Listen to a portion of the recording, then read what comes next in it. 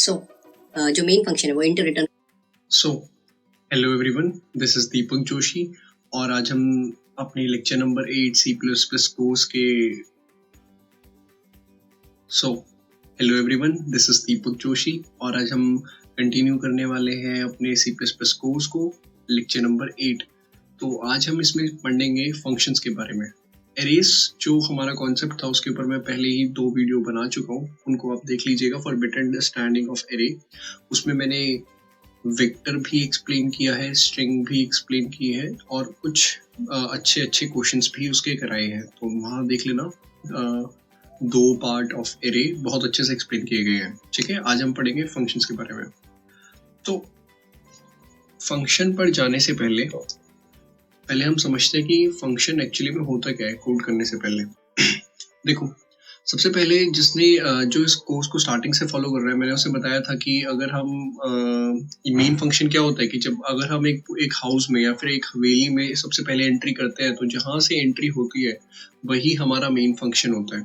ठीक है, अब ऐसे समझो फंक्शन एक्चुअली में क्या होता है कि ऐसे समझो, मान लो आपका थाउजेंड्स ऑफ लाइन का कोड लिखा हुआ है और ये प्रैक्टिकली होता है। ठीक है, ऐसा नहीं है कि 1000 लाइन का कोड नहीं हो सकता है, इट इज प्रैक्टिकली पॉसिबल। आप 2-3 मैंने खुद 3-4 हजार लाइन के कोड्स देखे हैं। ठीक है, तो अब ऐसे जो कोड्स होते हैं इनमें एक्चुअली में सिनेरियोस क्या होता है कि आपको मान लो एक कोई कंडीशन है जो बार बार चेक करनी पड़ रही है। फॉर एग्जाम्पल के लिए ऑड इवन की कोई नंबर ऑड है या इवन है, आपको बार बार चेक करना है।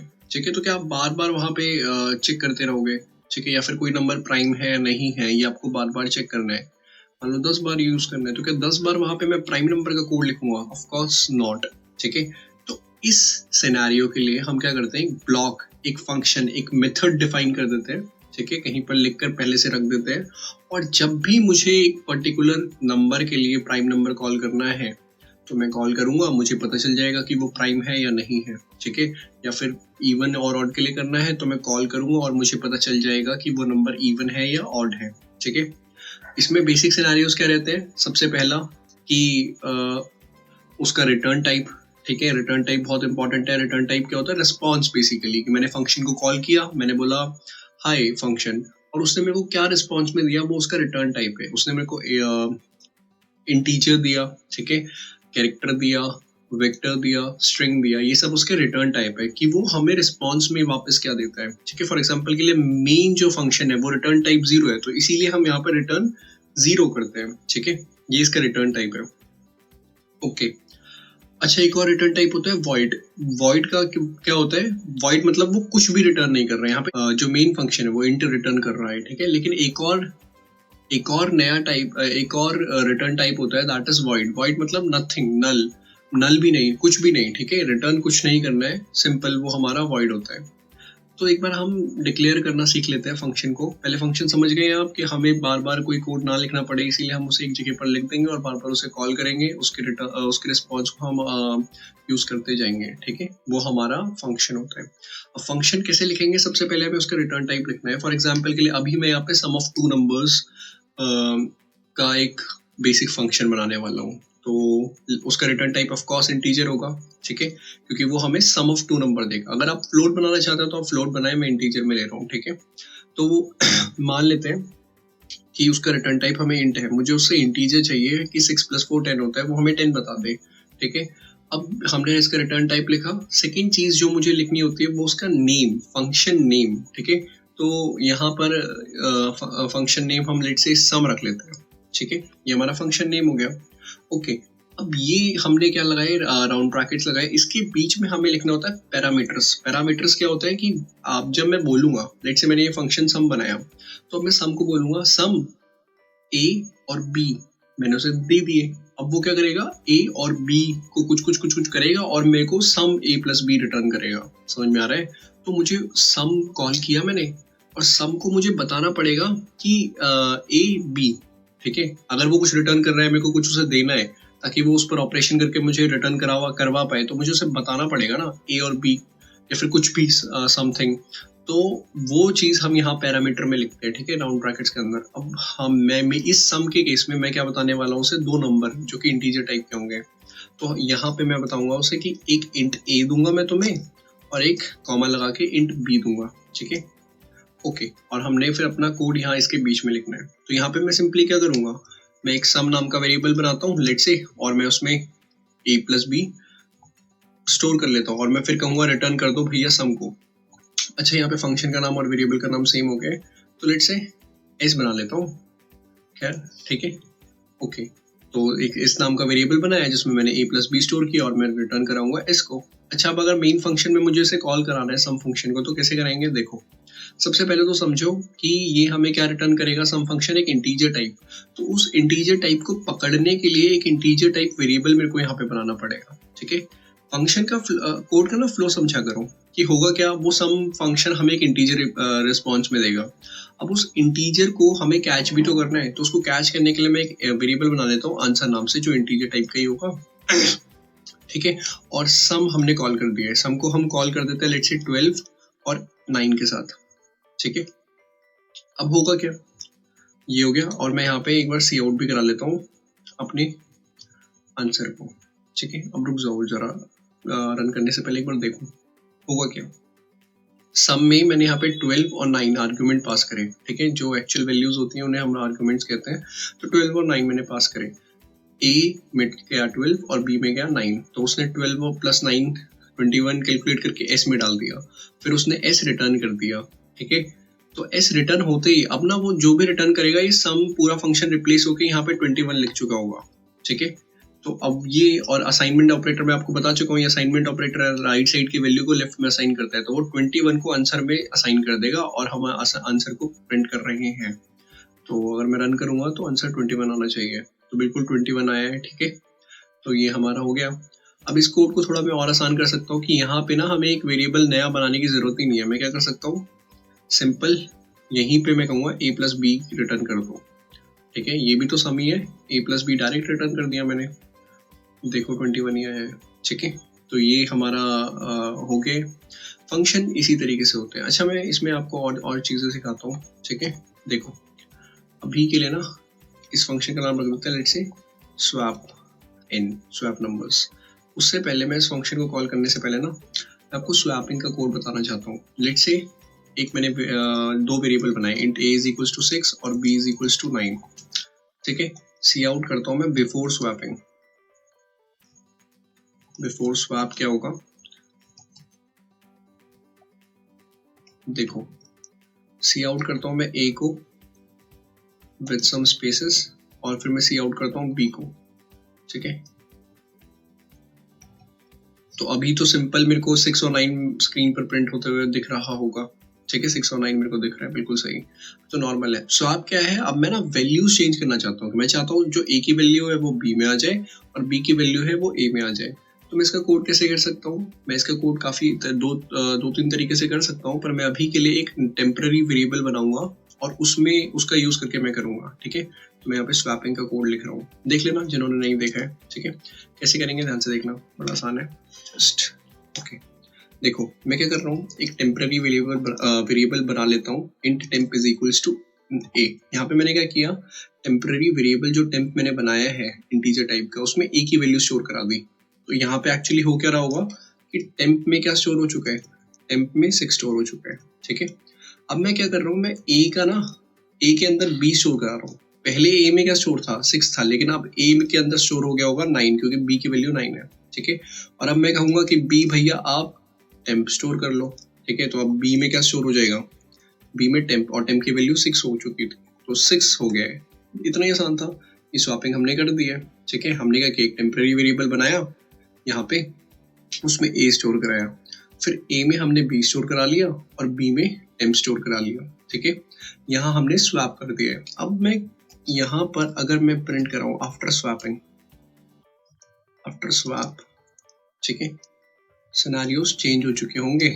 अगर मैं सी आउट करूंगा ना a को, तो जरा देखना, पहले a की वैल्यू 6 आएगी, लेकिन अब आएगी 9, देखो 9 आ रही है। अब मैं a के बाद b को भी सी आउट करा के दिखाता हूँ आप लोगों को, ठीक है, ओके। ये भी मैंने स्वैपिंग का कोड क्यों कराया मैं जस्ट अभी बताता हूँ, ठीक है। देखो स्वैप हो चुका है, पहले 6 9 था, अब 9 6 हो चुका है। ये हमने मेन फंक्शन के अंदर किया। अब मैं चाहता हूँ कि यही चीज़ मैं करूँ एक फंक्शन का यूज़ करके, ठीक है। तो मैं सिंपली क्या करूँगा, मैं यहाँ पे अपने स्वैप n को कॉल कर दूंगा, ठीक है। क्या मुझे उससे कुछ चाहिए? नहीं, मुझे उससे कुछ नहीं चाहिए, मैं चाहता हूँ वही प्रिंट कर दें। तो मुझे उससे कुछ नहीं चाहिए तो मैं void यूज करता हूँ। void मतलब कुछ नहीं, वो कुछ रिटर्न नहीं करेगा, रिटर्न टाइप उसका कुछ नहीं है, ठीक है। तो सिंपली जब रिटर्न टाइप कुछ नहीं होता है ना, तो सिंपली आप ना फंक्शन का नाम लिख के स्वैप n जैसे स्वैप नंबर्स और उसमें 2 आर्ग्यूमेंट्स पास कर दें। हमारे आर्ग्यूमेंट्स है a और b, तो हमने पास कर दिए, तो कॉमा 2 पर लगा दिया है हमने, तो ए भी हमने पास करें। अब हमारा मेन ऑब्जेक्टिव यहाँ पे है कि हम स्वैप कर सके ए और बी को, तो सेम कोड मैं यहाँ पे लिख दूंगा, ठीक है। क्या है वो, टेम्प वेरिएबल बनाया, उसमें ए डाल दिया, ए के अंदर बी डाल दिया, बी के अंदर टेम्प डाल दिया, तो आफ्टर स्वैप क्या हो जाएगा, ए और बी की वैल्यू स्वैप हो जाएगी। मैं इसको सेव करके रन करूंगा तो सेम कोड आएगा। 9 और 6 हो चुके है ना आफ्टर स्वैप। तो मैं इसको एक काम करता हूँ, मैं यहाँ लिखता हूँ after swap in function swap N, ठीक है। इस स्वैप n के अंदर हम प्रिंट करा रहे हैं, तो इसीलिए मैंने करा। तो 9 और 6 हो चुका है, ए और बी की वैल्यू आपको नजर आ रहा है। पहले 6 और 9 थी और अब 9 और 6 हो चुकी है।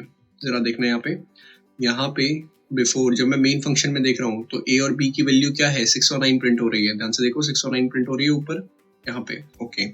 फिर मैंने कंट्रोल गया स्वैप n के पास, स्वैप नंबर्स के पास, ए और बी गए, तो फिर यहाँ पे मैंने स्वैपिंग का कोड लिखा और फिर मैंने यहाँ पे प्रिंट कराया ए और बी, तो यहाँ पे उसने हमें दिया 9 और 6, ओके। तो अब जरा मैं यहाँ पे आता हूँ, ठीक है, जरा ध्यान से देखना। अगर मैं यहाँ पे आके लिखूं इन मेन फंक्शन, ठीक है, मैं मेन फंक्शन में आके जरा लिखूं, जरा ध्यान से देखना बस। अब जादू होने वाला है जो थोड़े बिगनर्स हैं उनके लिए, ठीक है। सी आउट, अब मैं यहाँ पे आके ए और बी लिखूं तो अब क्या होगा, जरा ध्यान से देखना, थोड़ा नया है। क्या होगा, होना तो वही चाहिए कि भैया वहां पे स्वैप हो चुके हैं, तो ए के अंदर क्या आ जाना चाहिए, 9 और 6, यहाँ भी 9 और 6 प्रिंट होना चाहिए। तो रन करते हैं, ऐसा नहीं होगा। देखो यहाँ पे क्या हुआ, मेन फंक्शन में तो 6 और 9 ही प्रिंट हुआ, पहले भी 6 9 था, लेकिन उस फंक्शन में जाकर 9 6 उसने प्रिंट कर दिया, लेकिन मेन फंक्शन में अभी भी 6 और 9 प्रिंट हो रहा है। ऐसा क्यों हुआ, समझेंगे। देखो, इसी को हम कहते हैं कॉल बाय वैल्यू, ठीक है। कॉल बाय वैल्यू का क्या मतलब है कि जब हमने इस स्वैप n को कॉल करा, ठीक है, तो उसने ना a और b नहीं भेजे, उसने a और b की कॉपी भेजी, ठीक है। मतलब उसने 6 और 9 यहाँ भेजे, लेकिन हमने ना इन वेरिएबल्स में a और b स्टोर करे। अगर मैं इसका नाम a b ना रख कर ना यहाँ पे मैं रख दूं फर्स्ट, ठीक है, और यहाँ पे b का नाम रख दूं सेकेंड, ठीक है, और यहाँ पे मैं ऑपरेट भी फर्स्ट सेकेंड से ही करूं, फर्स्ट यहाँ पे b को हम सेकेंड कर चुके हैं, ठीक है, सेकेंड फर्स्ट सेकेंड, ठीक है। तो अगर मैं अब रन करूं, सिंपली कोई एरर नहीं आएगा, और देखो वही आया 6 9 9 6 और 6 9, तो सेम वही हो रहा है। तो यहाँ पे देखो, नाम भी चेंज करने से कोई फर्क नहीं पड़ता है। तो यहाँ पे क्या हो रहा है, एक्चुअली में ए और बी की वैल्यू जा रही है, यहाँ पे वो कॉपी बन रही है ए और बी की, इंट फर्स्ट और इंट सेकेंड में, फिर उस फर्स्ट और सेकेंड पर ऑपरेशन हो रहा है, ठीक है। इसे कॉल बाय वैल्यू कहते हैं, call by value. Call by value में एक्चुअली में हमारा ये वेरिएबल नहीं जा रहा है, ए और बी हमारे एक्चुअली में नहीं जा रहे हैं, वो मेन फंक्शन में सेम रहेगी उनकी वैल्यू, वहां पे जाएंगे, उन पर ऑपरेशन आप कुछ भी करो, लेकिन आप मेन फंक्शन के अंदर अभी भी वो 6 और 9 ही रहेंगे। समझ में आ रहा है? तो इसको कॉल बाय वैल्यू कहते हैं। यहाँ पे केवल आपकी वैल्यू गई, ठीक है, आपने 6 और 9 भेजे, वो 6 और 9 यहाँ गए, और वो 6 और 9 एक नए वेरिएबल के रूप में अब आ चुके हैं। फर्स्ट के अंदर 6 स्टोर हो गया, सेकंड के अंदर 9 स्टोर हो गया। अब उनको ए और बी से कोई मतलब नहीं है, आपने ऑपरेशन करा फर्स्ट और सेकंड के ऊपर, आपने फर्स्ट सेकंड को चेंज कर दिया है, और आउटपुट भी उन्हें स्क्रीन पर प्रिंट भी कर दिया है, लेकिन यहाँ नीचे ए और बी को इससे कोई फर्क नहीं पड़ेगा। क्योंकि मैंने यहाँ पे दिखाया, मैं ए और बी को प्रिंट कर रहा हूँ, तो वो 6 और 9 ही प्रिंट हो रहे हैं, ठीक है, ओके। तो ये हमारे क्या थे, कॉल बाय वैल्यू था। अच्छा, एक बेसिक सी चीज बता देता हूँ कि ये जो फर्स्ट है ना, यहाँ पे इसका स्कोप इतना ही है। स्कोप से मेरा मतलब है कि आप उसे कहाँ कहाँ पे यूज कर सकते हो, ठीक है। तो आप इस फर्स्ट को केवल इस ब्रैकेट से लेकर इस ब्रैकेट के बीच में यूज कर सकते हो। अगर मैं यहाँ पे लिखूँ ना सी आउट फर्स्ट, तो वो एरर देगा हमें। देखो मैं लिखता हूँ, सॉरी, सी आउट फर्स्ट, तो देखो विजुअल स्टूडियो कोड इतना इंटेलिजेंट है, उसने एरर पहले ही दिखा दिया, पर मान लो मेरे को नहीं दिखा और मैं रन करता हूँ तो वो हमें एरर दे देगा। वो कहेगा first was not declared in the scope. ठीक है, इस स्कोप में नहीं है, उसका स्कोप ही नहीं है मेन, उसका स्कोप है केवल वो फंक्शन। समझ में आ रहा है? लोकल वेरिएबल कहते हैं हम इसे। खैर वो सब छोड़िए, बट ये स्कोप ना इसका यहीं तक है, इस ब्रेस से इस ब्रेस तक, मतलब विद इन द फंक्शन ही इसका स्कोप है। ठीक है, ओके। तो कॉल बाय वैल्यू आपको क्लियर हुआ है। कॉल बाय वैल्यू में क्या होता है कि आप फंक्शन को कॉल करते हो तो फंक्शन के जो आर्ग्यूमेंट्स होते हैं वो पैरामीटर में जाके कॉपी हो जाते हैं और फिर आपने उस पर ऑपरेशन करना है तो नीचे मेन फंक्शन में और उस पर कोई चेंजेस रिफ्लेक्ट नहीं होने वाले, और यहाँ पे आपको दिख भी गया। अच्छा, तो मैं ऐसा क्या करूँ कि वो चेंजेस रिफ्लेक्ट हो जाए? तो देखो अभी हमने समझा कॉल बाय वैल्यू, है ना, कॉल बाय वैल्यू। अब मैं इसी कोड को ना कॉल बाय एक ऐसे तरीके से करके दिखाऊंगा कि नीचे भी चेंजेस रिफ्लेक्ट होंगे। देखो वो कैसे करेंगे, उसको हम बोलते हैं call by reference. Call by reference में क्या होता है अभी समझाएंगे। देखो कॉल बाय रेफरेंस में होता क्या है, हम ना एड्रेस पास करते हैं। एक्चुअली में यहाँ पे जब मैं ए और बी कॉल करूंगा, ठीक है, वो एड्रेस कैसे मैं बताता हूँ। जब भी हमारी मेमोरी एलोकेट होती है कंप्यूटर में तो वो ऐसे एक डेटा ना एक पर्टिकुलर लोकेशन पर स्टोर होता है, तो हम क्या करने वाले हैं, वो लोकेशन स्टोर करेंगे, शेयर करेंगे उसके साथ, ठीक है, अपने फंक्शन के साथ। तो हम यहाँ पे फंक्शन में ना वैल्यू नहीं भेजेंगे, हम भेजेंगे लोकेशन। और अब जो भी ऑपरेशन हम उस लोकेशन पर करेंगे, तो मान लो ऐसे समझो ये जो 6 था वो किसी लोकेशन पर स्टोर्ड है जिसकी वैल्यू है 20000020 ऐसे करके है। तो अब इस फर्स्ट को क्या मिलेगा, 200020 मिलेगा। फिर वो इस फर्स्ट पर ऑपरेशन करेगा और फिर जो भी ऑपरेशन होगा ना वो यहाँ नीचे मेन में भी रिफ्लेक्ट हो जाएगा, क्योंकि आपने लोकेशन पर करा। समझ में आ रहा है? आपने वैल्यू पे नहीं करा। इसको ऐसे समझो, बेसिक सा एग्जांपल देके समझाता हूँ मैं आपको कि मैंने मेरे पास एक फ़ोन था, मेरे दोस्त के पास एक फ़ोन है। मैंने उसे फ़ोन मिलाया और मैंने उससे कहा, हेलो भाई, मेरे पास एक नंबर है, ज़रा लिख उसे। मेरी कॉपी में लिखा हुआ है a=8। मैंने उसे बोला अपनी कॉपी में लिख a=8। तो अब उसने लिख दिया अपनी कॉपी में a=8। ठीक है, फिर हमने फ़ोन कट कर दिया। अब वो थोड़ा सा ऐसे ही था, चंचल थोड़ा सा, तो उसने क्या किया, a=8 के आगे एक डंडा लगा दिया, तो उसने a=18 बना दिया। लेकिन फिर उसने मेरे को फ़ोन मिलाया, हाँ भाई अपनी कॉपी में देख कुछ चेंज हुआ। तो मैं अपनी कॉपी में देख रहा हूँ तो अभी भी a=8 लिखा हुआ है। तो यहाँ हुआ क्या, मैंने वैल्यू भेजी ना उसे, मैंने उसे वैल्यू बताई कि भाई 8 लिख ले। उसने अपनी कॉपी बना ली, कॉपी कर ली 8 को, और अब उसमें उसने कुछ भी चेंजेस किया, मेरी कॉपी में तो कोई फर्क नहीं पड़ेगा।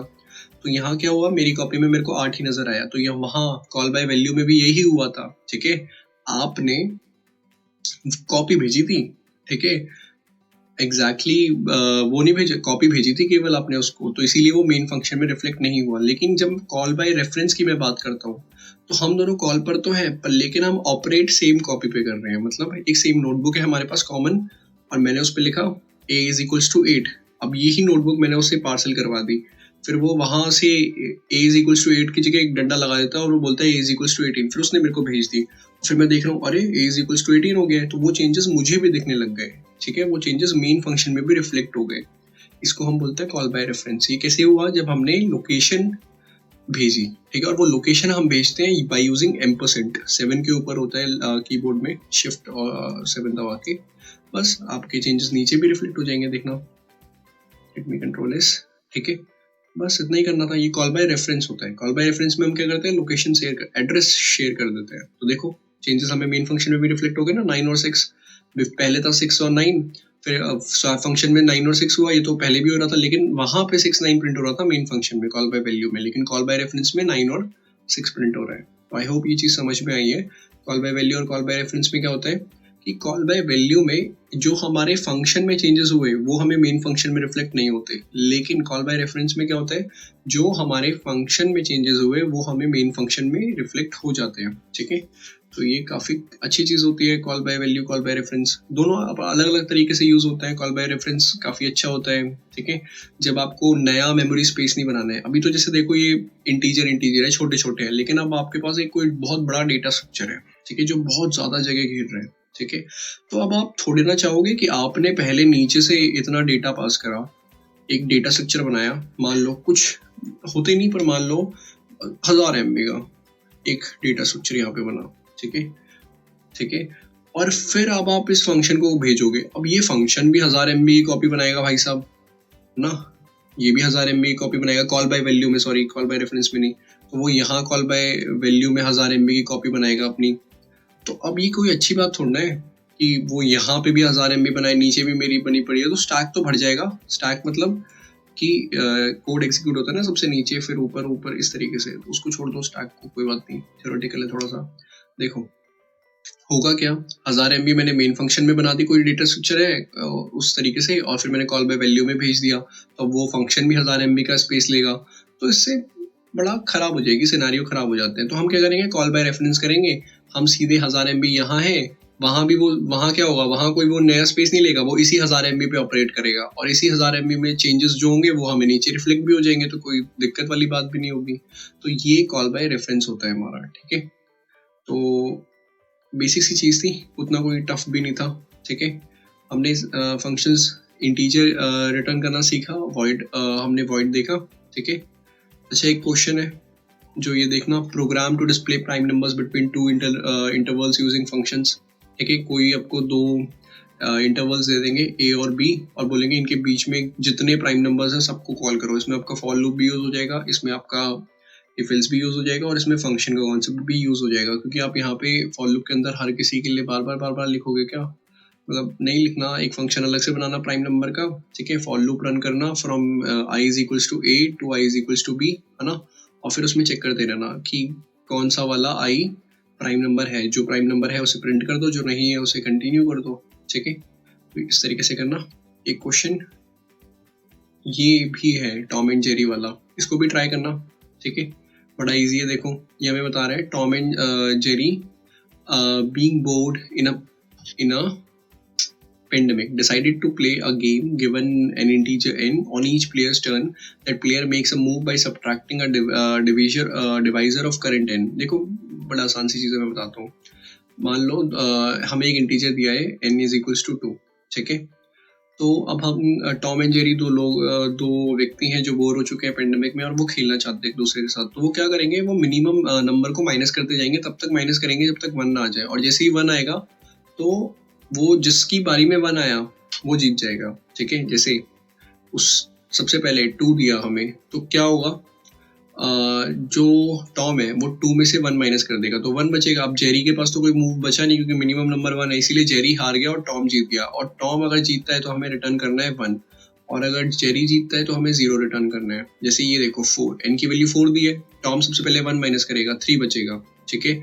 फिर जेरी 3 में से 1 माइनस करेगा, 2 बचेगा, फिर टॉम 1 माइनस करेगा, 1 बचेगा। जेरी अब माइनस ही नहीं कर सकता क्योंकि 1 बचा है, तो इसीलिए इस केस में भी कौन जीत गया, टॉम ही जीतेगा, और हमें रिटर्न करना है 1, ठीक है। अब जरा ध्यान से देखना, इसमें बड़ा आसान सा केस बनता है, दोनों इवन होंगे तो टॉम जीतेगा, और एल्स होंगे, और अगर ऑड होंगे तो हमारा जेरी जीतेगा। ट्राई रन करके खुद देखना, ठीक है, बहुत इजी है, मैंने आपको बताया भी था, ठीक है। कैसे चेक करते थे इवन और ऑड के लिए, इन एक ये तरीका था ना बड़ा आसान सा, तो n एंड 1 करके सबसे लास्ट में बताया था फॉर लूप्स मैंने आपको, ठीक है। तो ये करके हम कर सकते हैं। तो यहाँ पे हमें क्या मिलेगा, इवन मिलेगा, ऑड मिलेगा। ये ट्रू तभी आएगा जब हमारा ऑड होगा, तो हम यहाँ पे रिटर्न कराएंगे इसको। जेरी के केस में क्या रिटर्न कराना है, 0 ना, तो यहाँ पे हम रिटर्न कराएंगे 0, वरना एल्स हम रिटर्न करेंगे 1। इतना इजी सा कोड है, ठीक है। कंपाइल एंड रन करके देखते हैं कि हमने सही किया है या गलत।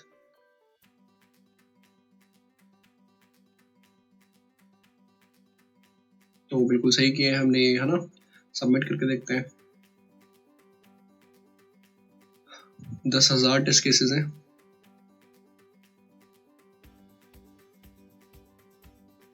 ऑफ कोर्स हमने सक्सेसफुली सबमिट भी कर दिया है, ठीक है। तो एक इजी सा क्वेश्चन था, इसमें हमें सोचना ज़्यादा था, कोड देखो बिल्कुल कितना कम था। अब हमने फंक्शन ही तो यूज़ किया है यहाँ पे, ठीक है। एक इंटीजर टाइप का फंक्शन है जो इंटीजर रिटर्न करेगा, जिसका नाम है नम्स गेम। उसने एक इंटीजर n लिया, हमने उस पर ऑपरेशन करा, और हम अगर वो ऑड था तो हमने 0 रिटर्न करा, इवन था तो वो हमने 1 रिटर्न करा। फंक्शन भी यूज़ हो गया, और सारे कोडिंग प्लेटफॉर्म्स पर ना आपको ऐसे ही फंक्शंस की मदद से ही रिटर्न करवाना होता है, इसीलिए फंक्शंस को थोड़ा अच्छे से पढ़ेंगे। एक फंक्शन ओवरलोडिंग करके कॉन्सेप्ट होता है, जिसमें हम फंक्शन के नाम सेम रखते हैं और आर्ग्यूमेंट्स अलग अलग रख देते हैं। उसको इंटरनेट पे पढ़ सको तो पढ़ना काफ़ी अच्छी चीज़ है, वरना हम देखेंगे क्लासेस जब हम पढ़ेंगे आगे कभी, ठीक है। तो इतना ही रखते हैं आज की वीडियो के लिए, तो बाय बाय, नेक्स्ट वीडियो में मिलेंगे।